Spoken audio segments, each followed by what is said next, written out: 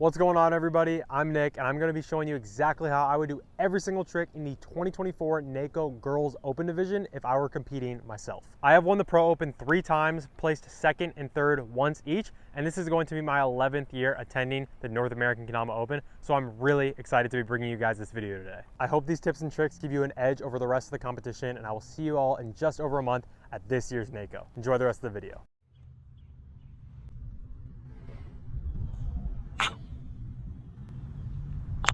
Two-turn lunar in. Now, I think if you're entering this division, you know for a fact that the most important part of this trick is getting the Ken to spin straight for you when you pull up. And what I mean by that is having the cups face towards you on this pull up here, because this is how you are going to land the Ken straight on for lunar. This little twisting motion of the Ken here is super important. You want to twist it halfway before you pull up so that it comes up as straight as possible.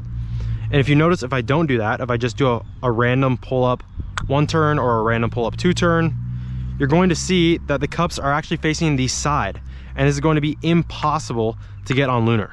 It's going to make it very, very difficult. So this is why mastering the technique, swinging up straight, giving the Ken that little half spin that it needs is going to help you get a perfect 2-turn lunar. And so you'll naturally unlock this trick if you master a couple basics first. What I recommend to practice is 1-turn airplane, 1-turn lighthouse, 1-turn lunar.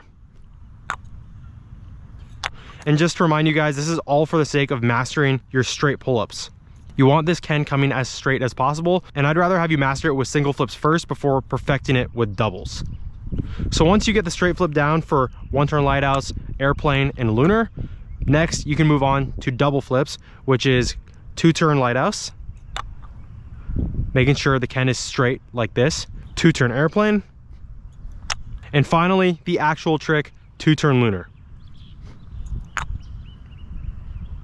A lot of this comes with practice because it is a double flip, and most likely a lot of you know how to do this trick already. But if you prioritize these progressions and really work on your technique, the most important part of this trick, the Ken spin here, you're going to see your consistency and confidence level up when trying the 2-turn lunar.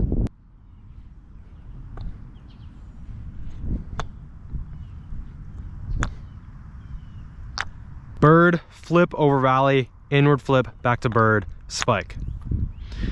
This is how I do all my birds for competition. I am going to insert my thumb into the cup facing me. I like to do this because I feel like it just gives me a little extra stability and control over the bird compared to holding my hand all the way down here, which this grip is fine too, but for me personally, when I insert my thumb here, I just feel like I have a lot more control over any stall trick I do. And this grip is fine, but for me personally, when I insert my thumb into the cup here, I just feel like I have a lot more control over any bird trick that comes up. So insert, I recommend doing a swing bird. I think this is easier. So I position my 4 fingers in this normal position, insert my thumb into the cup facing me, and then I pull up for the bird. I personally do swing up bird for competition. So it's gonna look something like that, but obviously, of course, you can do pull up bird as well. I just recommend swing bird because the string is not as likely to get in your way, and it's easier to see. And I also like being able to see the tama come up to the bird itself. From here, you're going to do a normal earth turn over valley. And a mental cue I like to have when I do this trick is to rest it on the spike. Let the spike here be leverage for your bird. Nightingale actually does appear easier for a lot of players at first because you can use the spike as leverage. Notice how I'm leaning my wrist back, tilting it back here, and using the spike as something for the tama to lean on. Keep this in mind for when you're doing this trick. You don't have to actually tilt the Ken all the way like this in order to land a nightingale, but for me, this mental cue helps a lot. So once you're here in this position, it's just an inward flip back to regular bird. And for this, it just requires a lot of practice, but I like to keep my hand in the same position. I don't like to fiddle around with my hand on birds in competition too much unless it's to get back to this optimal position. I feel most comfortable like this holding birds, even when I do inward flips back like this. So I recommend not changing your posture and sticking to whatever grip you're holding it with. And then finally for the spike, it's just normal spike. Remember to use your knees up and down. I personally would do a flip to spike, an earth turn in here, just because I think it's more reliable. Once again, I like seeing the tama will come around for the spike. So that's just my personal preference, but pick whichever you're best on and stick to it.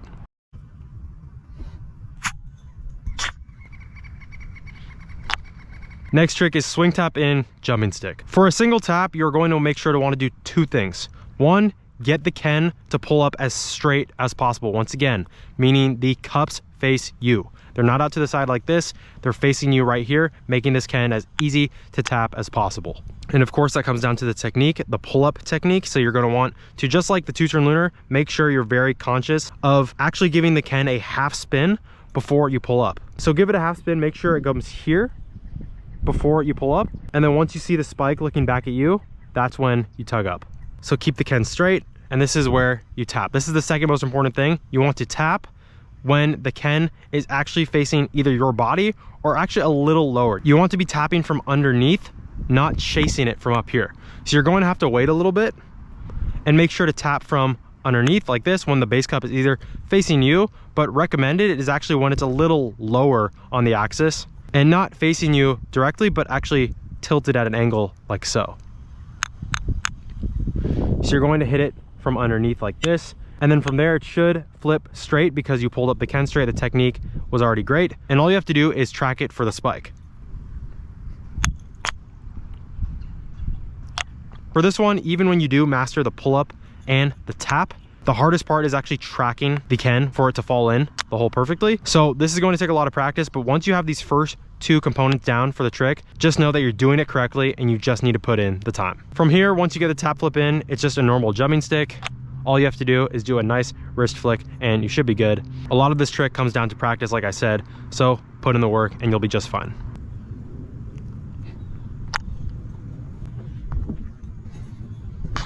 Switch whirlwind. Switch whirlwind is a super awkward trick. I think it is going to get a lot of people because everybody doesn't really play switch. Most people have never really even played with their switch hand, their opposite hand, in their life or dedicated any real time to it at all. So before telling you how to do a whirlwind with your opposite hand, because I'm sure if you can do a whirlwind with your dominant hand, you know exactly how to do it on your right, I'm going to show you what I would do to progress towards making this whole entire switch aspect more comfortable for you. I'm going to give you guys some progressions to work on in order to make switch feel a little more natural each day up until the competition. First, when you play switch, your posture has to be the exact opposite from your dominant. So you're gonna put it in your opposite hand. You're going to stick out your opposite leg to match the opposite hand here. Get your posture ready and you should be good. One last thing I would recommend is keeping the Ken low. A lot of people, when they switch to their opposite hand, they play it a little higher. The Ken is maybe to their head or maybe even above their head because they are very uncomfortable with this. So I personally like to keep the Ken by chest height. It's going to feel awkward at first, but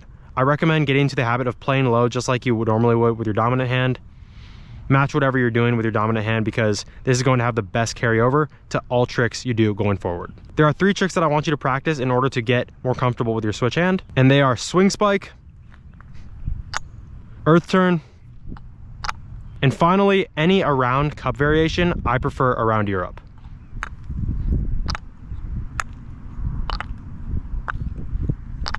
The reason I suggest these tricks is because they are super basic, but also going to help you practice actually tracking and spiking the tomahole, which is the most important thing for a whirlwind. I would recommend just putting in 5 to 10 minutes on these a day. You don't have to go super hard. There's not a lot of time for the competition, so you don't have to be super hard on yourself with your practice. Just know that if you do 5 to 10 minutes of this basic work per day on top of practicing the switch whirlwind itself, you're going to be putting yourself in a position that's ahead of your competitors. After you go through the basics, from here, it's just a normal whirlwind. You know how to do it with your dominant hand, so you're going to copy that exact same form for your opposite one. I do my whirlwinds like this, so I have my fingers on the back side of the Ken here, my thumb pushing in between the handle stall and the ring stall, and I'm going to copy that exact same form here from my right hand and do the opposite whirlwind. This one is going to take a lot of practice and it's going to be amazing to see people hit it on stage. Make sure to keep it in separate motions the entire time, aka flip, Ken flip, catch. You don't want to be doing all the movements at once like this because the tama most likely won't come around. The Ken flip will be a little sketch and you're just likely not going to land the trick. So keep it separate and you should be just fine.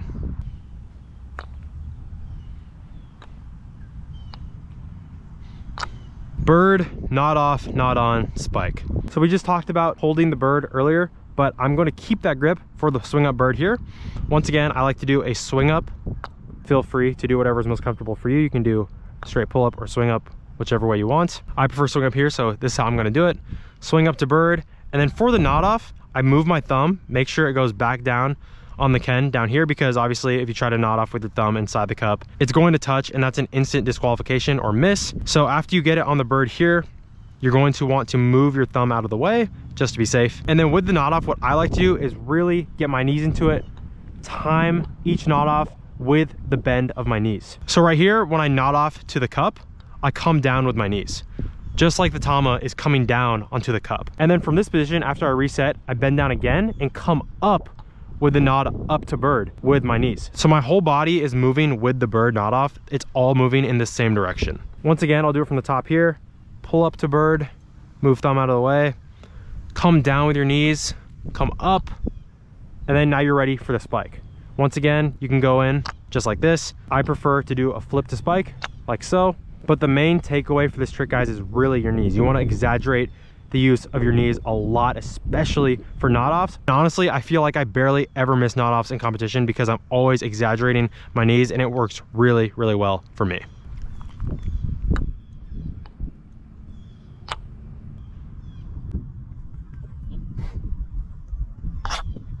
Hanging one turn airplane. This one is quite simple, but really difficult to execute well. So I'm gonna show you guys exactly how I do it. For pinching the string up here, you wanna find the middle point. So when the tama and the Ken align like so, you're gonna pinch up at the top. And I like to pinch with my index and my thumb from overhead. For hanging tricks, sometimes you might see people hold it like so, maybe just dangling from one of their fingers like this. I like to get a firm grip on it with both my fingers here with my thumb and index. As for aligning the tama and the Ken, to be precise, you want this tama aligned with the Ken string hole here. It's one thing to get these close, but you don't want the tama actually underneath this cup line right here, because if it comes off and it budges against any part of the Ken, especially the cups, it might ricochet. And if that happens, your tama might not pull up straight, your Ken might go off axis. It's better to just keep the tama out of the way from the beginning and position it a little more higher than usual. So make sure the stripe or the halfway line on your tama is aligned with the Ken string hole here. And now you're ready for the trick. As for the swing one turn in, I like to have my hand on the Ken up until right before I actually perform the trick. So as you'll notice when I'm setting up is I pinch the string like so, position the ball well down here, and then right up until I'm gonna go, I'm gonna hold the Ken in some way, shape, or form. But once I release this hand, I go right into it. I like doing the pull up right away because once I release my hand, sometimes the Ken or the tama, it starts spinning off axis. It doesn't keep straight. And so I don't like doing one of these guys where you gain momentum and just fire it up. I like to actually just keep everything solid, keep everything straight, and then right as I let go, just so I can get the straightest flip as possible, I do the hanging one turn and I go for the spike. Something that will help you with this trick is practicing your one turn airplanes. You want to be super consistent with one turn airplanes for this trick. It's going to translate very, very well. Double gunslinger spike. There are 3 ways that you can perform this trick. I'm going to demonstrate all 3 and you can decide which one works best for you. So here's my personal favorite. Here's how I do it for competition. I do swing gunslinger. So I'm going to swing just like a swing spike, but do a double gunslinger at the end. I like to do this because once again, I like to see the tama coming at me. I like to see the hole before I spike it. So this is just how I prefer to do it. You swing the ball and then after you do the tugging motion to get it to come around, this is when you perform the double gunslinger. So it's kind of like a late. Next is the classic way, the regular double gunslinger spike. This is when you do the gunslinger and pull up the tama at the same exact time. Nice and simple, just like so. Aim to get right under this top hole here because that is where the spike is going to be, is where it's going to connect. And then lastly, I see some players do this. They actually pull up the tama first and then do the gunslinger after. So it's kind of like a 1-2 motion. It's going to be kind of like a late gunslinger. So I'm gonna pull up, watch closely here. It's gonna be 2 separate motions. Pull up, late sling, spike. Pick which variation works best for you and stick to it. There is only a little over a month left to NAKO, so make sure to dial in on your favorite technique. As for the gunslinger, I recommend practicing on a super good gunslinger kanama before transitioning towards your competition kanama. Maybe it's something different, but you want to practice the motion, just practicing the muscle memory for gunslingers on the easiest Ken to spin as possible. It's a lot easier to learn how to gunslinger on an easier kanama, just like it is to do training wheels with a bike. Grab your best Gunslinger Kendama. Maybe the Ken has a short spike. Maybe it is base cup heavy, making it actually not good for lunars, but instead good for gunslingers. Pick your best setup and just practice with it. As for the technique of the gunslinger, if you are struggling to go from 1 to 2, this is what helped me. I really, in my mind, really consciously thought of going up and down forcefully every single rotation, like my finger was spinning on a gear. So imagine a gear here, and then having my finger actually having to push and pull it super hard every single time. So me, I'm just mentally thinking, spin the gear, spin the gear, spin the gear, push up, pull down, push up, pull down. So in my head, my gunslingers would look something like this. But once I got better and better, they ended up starting to look fluid and more like normal.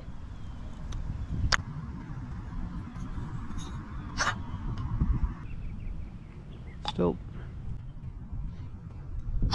flip in. Stilt flip in. This one is one of my favorite tricks. I'm going to show you guys how I hold the stilt. So I hold this with 4 fingers. My index finger is here right by the tama hole. My middle finger is just around the halfway point, the center line on your tama. My ring finger is supporting from underneath, and then my thumb is actually right here facing towards me, my body, directly on, and it's around the halfway point as well, around the center stripe. So it's going to be right here, index right here, right by the tama hole, middle supporting from the back right on the center line, and the ring finger supporting from the bottom. The pinky is just hanging loosely off. That's okay. Next thing I want you to keep in mind is the C shape of your hand. Instead of having my hand flat like this, you're going to want to angle it so this C shape faces your body. It's going to start facing your body here. It's nothing extreme. It's just sometimes people hold stilts like so, kind of more like a lunar, where your hand is more flat. I've noticed that the most comfortable position for me has been when I actually tilt my hand a little upwards and I just angle it a bit differently. So you'll see here, this is how I hold a normal stilt. All my fingers are in the exact same places, but this part right here is facing towards my head, and this is how I do all of my stilt flips. So once you've got the grip down, you're going to perform a normal stilt. And then from here, it's just like a jumping stick, guys. It's going to be the same exact rotation. You're just going to have to catch it a little more precisely. It's for a stilt flip. So while I am going to chop this up a lot to just practice and putting in the reps, make sure to really cushion your knees on the landing. This is going to make or break your flip, especially when you're on the stage competing in front of everybody. I find that exaggerating your knees for not only the launch, but the catch as well is going to really, really help you get a clean stilt flip every single time. So once again, I'm going to pull up to stilt here, using my knees, come up, use them down here again, and spike it. If you get this one down and you pull it at NAKO, you are sure to get a point.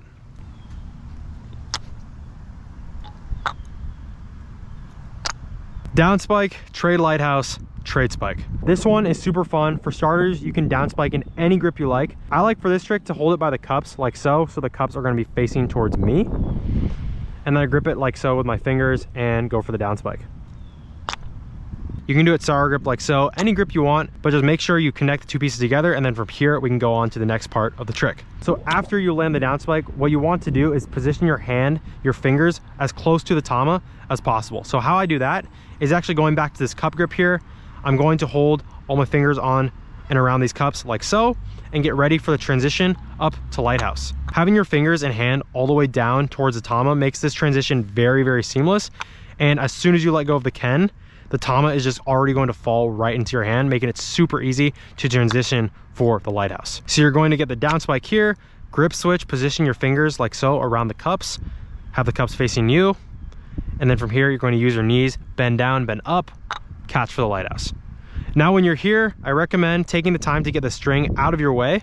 You don't want it wrapping around your hand like so do whatever maneuvers you have to do. And then for the trade spike, one simple thing that I like to do to guarantee my success is actually having my pinky down here. Usually it chills out of the way and it's not touching anything. When I really want to get a trade spike for a competition, I notice I grip the tama with all of my fingers. So I'll actually go from here to this, and I'll make sure my pinky is supporting from the bottom as well. So I'm going for the trade spike, reposition my hand, get a firm grip on the tama, pull towards myself, and spike it.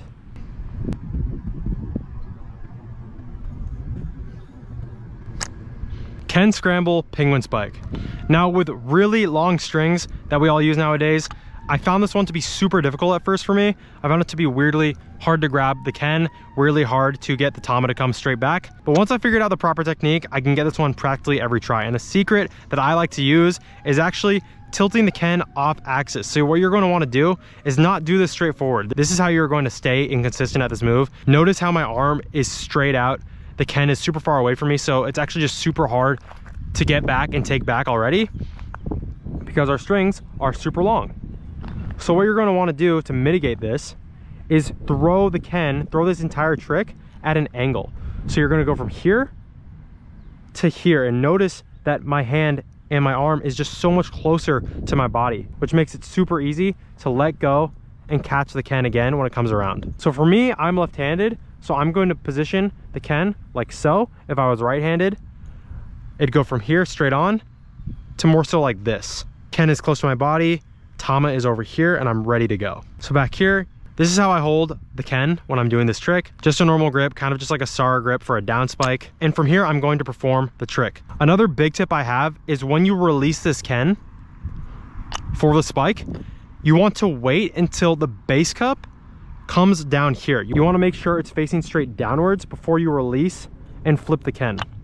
If you release too early, the Ken is going to swing in front of you like so. But if you hold the Ken just for a little bit longer than you normally are right now, you're going to start releasing it when the base cup is facing downwards like this, and you'll notice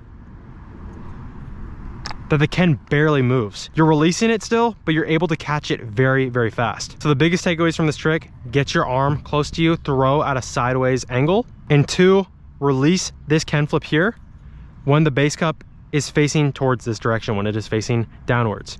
Meaning you're going to have to hold on to the Ken for just a little longer than you normally are right now.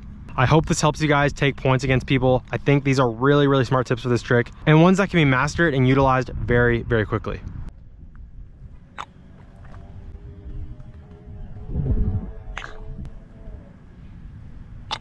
Lunar barrel roll in. So for lunar barrel roll, what is really the most important is the direction of your wrist. And you're going to notice, again, this C shape is going to change position. So when you pull for lunar here, it's going to look like so. But a lot of people struggle to get a straight barrel roll because of their hand positioning here. And so since it's only a single, I'm going to adjust my hand just a tad, but it helps a lot. So I go for lunar, and then from here, when I go for the barrel roll, I actually move my hand underneath the Ken just a little bit. So you're going to notice that from here, this C shape here, I actually reposition. It's more of like a U, a sideways U, coming at it from more of a diagonal angle. Obviously, if you're right-handed, it'd be the opposite, and it would look something like this. So I reposition my hand like so, and then I'm ready for the barrel roll. I find that this helps me really get a straight flip. I believe that this grip helps me get the straightest flip for a barrel roll. Sometimes when it goes off axis, you have to work really hard to adjust and catch it, and it's going to be very awkward. But once I just focused on getting a very clean flip, everything else just took care of itself. Because as long as the lunar barrel roll is easy to catch, your work here is practically done. Last thing I want you to keep in mind is actually the fact that I'm pushing this. I'm not pulling it away from me. I'm pushing against it to make the barrel flip do a 360. You can do this both ways. You can do pull or push. I just know that for me, in my experience, that pushing gives me a very clean, very easy to see barrel roll, making it very, very simple to land. I feel like when I pull personally, I have less control over the flip, and it feels more up to chance or luck. So once again, I'm going to pull up to lunar, adjust my grip, get it down here like so, that diagonal U, give it a slight push, catch the lunar, and spike it.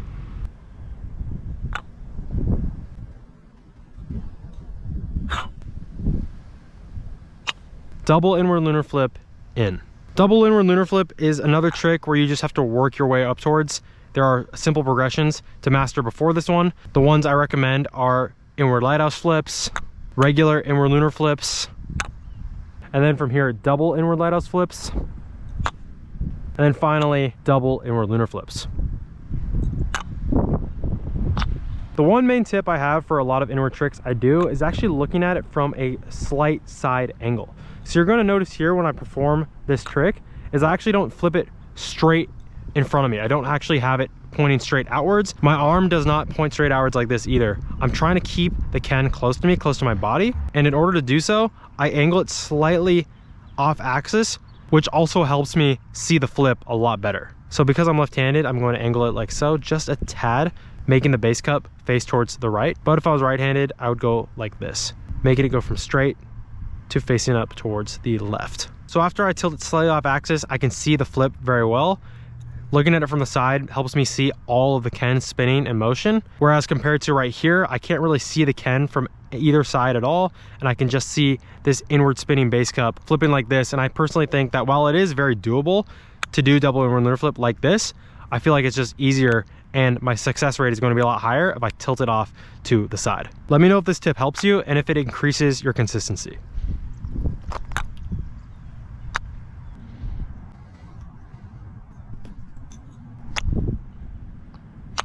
Juggle to spike, earth turn. For me, when I do juggle to spike for a competition, depending on the trick, there are two ways that I do it. So one is the standard inward pull up pushback. So what I mean by that is pulling the tama inward, having it come straight up facing like so, and then pushing it back with your palm to make it actually come back towards you for the spike. This is a technique that I would probably use right now for this trick, making sure that I pull the tama inward enough so that it either comes right here facing straight up, or even more so facing away from me like this, so the tama hole is actually touching my fingers. From here, it's just personal preference. Find how hard you should be pulling up the tama to make it go into the place that you want it to be in. Give it a little pushback, and this is the juggle spike. Another way you can do it is actually doing an earth turn from the very beginning. So you'll see here how I didn't pull it up inward. I didn't do this, but I actually pulled it straight up like a dry spike, so the tama hole was staying stationary, did not move, and I just cupped it, flipped it, did an earth turn, and spiked it. So I'll do it one more time here. This one is a little bit more difficult to grasp as not a lot of people do it like this. But what I found is that the string actually is very, very friendly for this trick. What I mean by that is it does not interfere with the juggle. I'll notice that if I do an earth turn and do it well, the string is almost never going to mess me up during the juggle, which is super, super helpful. So pick which one works best for you, either the inward pull-up pushback or the earth turn, and start getting super consistent at it. Now that I'm doing both variations side by side and comparing right here, I've noticed that both variations work super well under competition circumstances. Just find the one that in reality tangles your string less, and that is the one you should choose. I trust that if you're entering this division, you're going to know how to do a juggle spike and track the tama. So put that aside and just focus on which one is actually going to be easier on controlling your string. And then once you make the juggle spike connect, obviously the last part is an earth turn. Just keep it calm, collected. Maybe use your thumb right here to get more support and execute. Now this one, since it's just a single wing, there are a couple ways to do it. I recommend holding it just with a normal grip here, because this is the easiest way to transition to other harder, more difficult wing tricks later. But just because for this time it is a regular pull up to wing, sometimes what I see is actually people getting more of a grip up here to have it feel more stable to control the wing a lot better. I used to do this as well. So what I would used to do is hold it by the cup like so, kind of like this, and then pull up for the wing. Me, when I was more of a beginner, used this grip a lot, especially when I wanted to land wing in a competition, just because I thought it gave me more support, like I just said, and I was just a lot more consistent at it, a lot more comfortable. You can choose whatever grip you like, but I personally do it like so, just holding it like a regular Ken grip. I don't even really move my hand that much. I just tilt the Ken off axis here. So I'll go like this, tilt it like so, and now I'm ready. I've gotten used to this grip, so this is super fine for me. Plus, once you get a lot better, you can do juggles, everything out of it just fine, go around. You can do pretty much everything from this grip, but for competition purposes, use which one works best for you. Either this one gripping by the cup, or this one right here, just like a normal Ken grip. Also, don't be afraid to swing wing. I personally like to do this for competition. I like to see the hole. Like I said, I'm a lot more comfortable doing swing variations of many tricks, but find which one works best for you, either the regular pull up or the swing, and just stick to it, keep practicing that way until the competition. Finally, for the spike, I actually really recommend everybody to do a one turn spike for this one. Dropping down is okay, but I feel like it's just a little more sketchy, and honestly I miss it more than I like to admit. So what I like to do here is make sure I do an earth turn, I flip it, one turn around and spike it.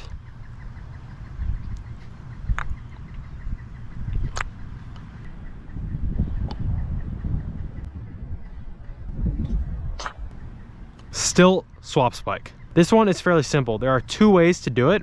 One being in two separate motions. So you're going to pull up the STILT here, and then you're going to first flip the Ken up, make it do a half toss. You're not going to want to go crazy and flip it out of control. You want to be very gentle with it and just lob it up ever so slightly so that when you're catching it, you catch it by the Ken here. Give it a slight gentle toss up, and then from here you're going to swap and actually throw the Tama up as well in two separate motions. So it goes 1, 2. Keep this in mind, two separate motions, 1, 2, spike. This variation is super popular and one that most people will likely be doing. Another way to do this is actually all at once. And what I mean by that is this. You're going to swap, releasing both the Ken and the Tama at the same time. So there are a couple things to notice here. Notice how the Tama did a full earth turn before connecting on the spike. I find that adding a little extra push and avoiding just this drop down spike here is better, because once I do an earth turn, I feel like I have a lot more time to catch the Ken, look at the Tama, and actually track the hole for the spike. So I'm just giving myself a little extra air time when I push it and make the Tama do an earth turn. I also think that with this variation, the string does not get in my way whatsoever. It has practically a 0% chance of messing me up, which I really like because I want everything to be determined by my practice and my own skill. So you have these two variations, the one at a time method, and then you have all at once method. And then honestly, for some outliers out there, I'm pretty sure they would let you do a 1.5 swap trade spike if that is more comfortable for you. But pick your best variation, stick to it, and just keep practicing that way all the way up until the competition.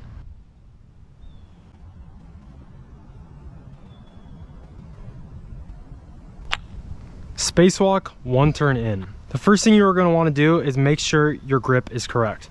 So you're going to want this Ken string hole facing towards your body. I personally do it facing away from me, but that's just because I'm left-handed and I play a right-handed kendama. So for most of you, it's going to look like this. Ken string hole facing your body, holding it like so with all of your fingers just by the Ken piece right here, and you're pretty much ready to go. You're going to want to hold the Tama out away from you, the Tom hole facing away, and then from here, this is your basic spacewalk grip.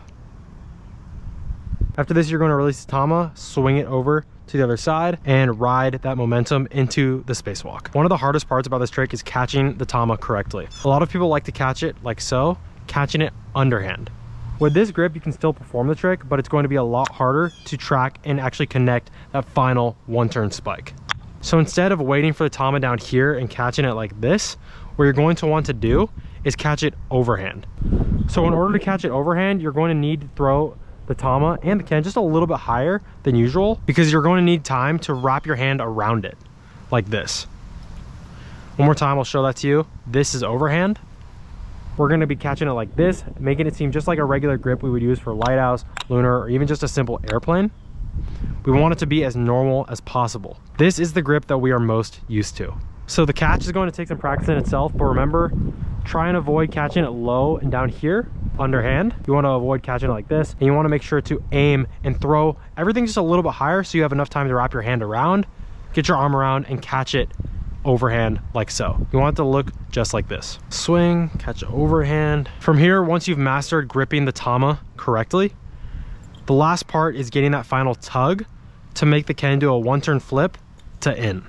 And what I would recommend here, guys, is actually using a kendama that has a shorter string. Most kendamas nowadays are between 7 to 10 finger strings. What I would recommend to do is actually to practice this specific move on something that is a lot shorter, maybe something that is between 4 and 7 fingers. Playing with a shorter string will actually make the Ken easier to pull around and make you have an easier time actually getting that last one turn to spike. So from here, it's about putting in the reps and a lot of practice. You're going to do a lot of trial and error, figuring out how much power you should actually be putting in to this pull right here. For some, it's going to feel like nothing at all to get this one turn to come around, but for others it's going to feel like you're going to have to pull a little harder than usual. So find your sweet spot, find just the right amount of pull that you're going to need to get the last Ken to come around. And then after that, as long as your Tama grip is good, as long as the Tama hole is facing straight up, getting ready for the Ken to come around, it's going to look just like a one-turn airplane. The last tip I have for this, for doing a clean spacewalk one turn in is tilting your body in the direction of the spacewalk. And what I mean by that is actually tilting your body inside as you do the movement. So since I'm left-handed, I'm going to be turning my body inside this direction. And I find that if I tilt my body in this way as I tug it for the final spike, the Ken comes around a lot straighter, making it replicate a simple one-turn airplane. So again, here it is all one more time from start to finish. This one is going to be very, very difficult for a lot of you, but if you're able to get this one consistent and pull it in the actual competition, you are going to guaranteed get a point.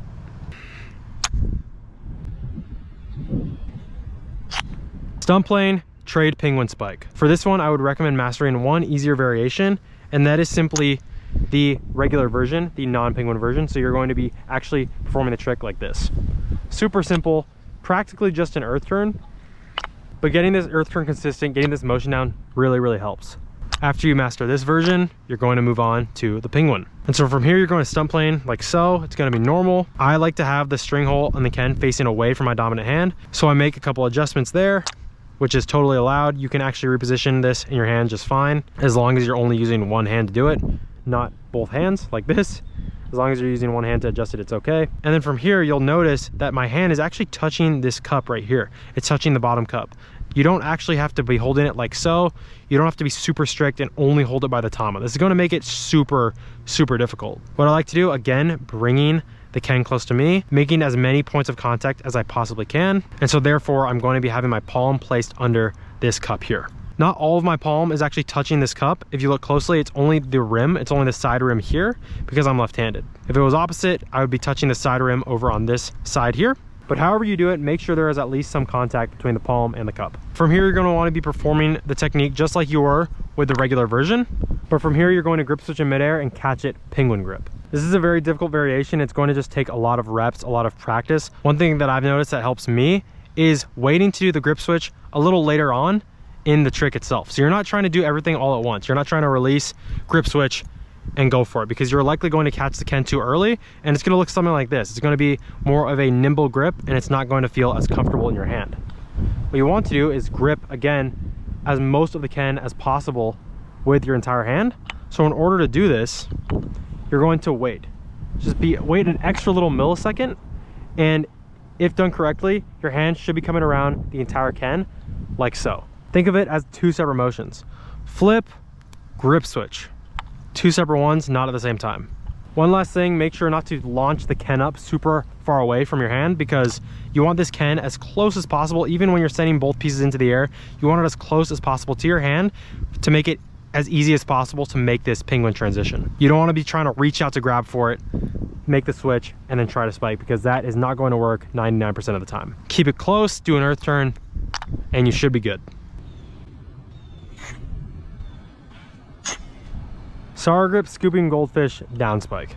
The first thing I will recommend when you're practicing this move is to actually practice it on flat ground. The reason I like to practice on flat ground is because it's preparing me for either situation, whether the stage is going to be flat or if it is going to be carpet. And carpet is a lot easier. So if you practice it on flat ground and get consistent, you're gonna have no problem on either. For the grip, I hold it like this. My middle, ring, and pinky finger going into this cup here, wrapping around the Ken piece with my index and thumb like so, and then placing the cup right against the tama, making them connect. You want no space at all between these two. You want to make them stick together before actually performing the trick. So hold the Ken like this, hold it like so, get your grip ready, connect the big cup with the tama itself, and then from here you're going to want to spread your legs out a little bit, matching the Ken up with the leg that's pointing outwards. So since I'm left-handed, I like to have it against my left leg, aligned with my left leg here, my left foot. But after I align it with my left foot, you'll notice I'm actually leaning more on my right leg, more on my right knee. When I perform the scooping goldfish, the goal is to have the tama facing straight up for me to down spike. Once you're scooping, you're gonna wanna end it like so, where the tama is just floating in midair, facing straight up, just waiting for you.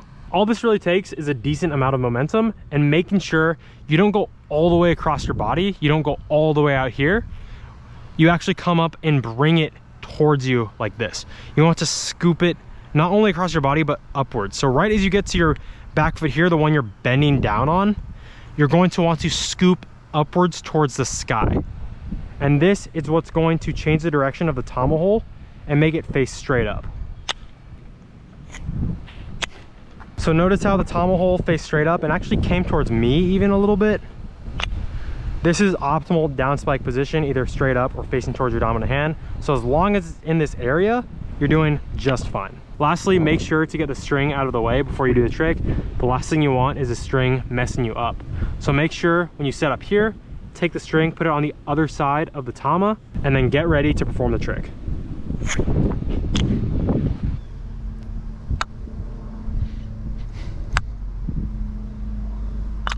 One turn lighthouse, double lighthouse flip, inward in.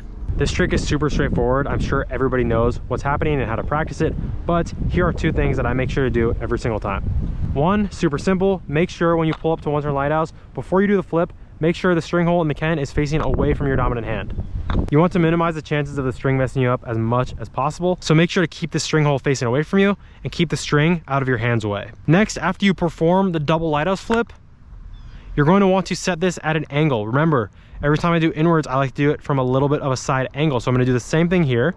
Make sure the tomahawk hole is actually facing straight upwards or at a little angle where you can see it peeking out like so. It's very, very hard to notice, but it's sticking out just a tad. Whatever way is most comfortable for you. And then finally, notice how it's facing straight towards me. I'm going to set it off axis just a tad for the inward in. It's practically the same, but just putting it a little off axis, giving it that slight sideways turn, goes a long way for me.